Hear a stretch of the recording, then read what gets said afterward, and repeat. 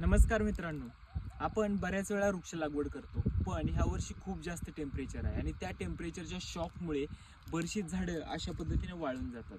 तर याची काय काळजी घेतली पाहिजे? याच्यामध्ये सगळ्यात महत्त्वाचं, आपण पाणी रेग्युलरली दिलं पाहिजे. ते पाणी आपल्या झाडाशेजारी जास्त वेळ राहावं यासाठी आपण त्याला मल्चिंग करायचे. रोज थोडं थोडं पाणी देण्यापेक्षा 4 दिवसातून जास्त पाणी दिलं तर पूर्ण एरियात पाणी जातं आणि मुळांची वाढ चांगली होते. त्याचबरोबर वरून झाडाला स्ट्रेस येऊ नये म्हणून 13-0-45 किंवा सीवीडची फवारणी घेऊ शकतो.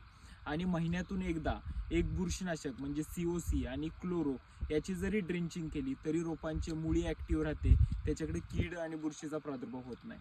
ह्याची काळजी आपल्याला 100% घेणं गरजेचं आहे.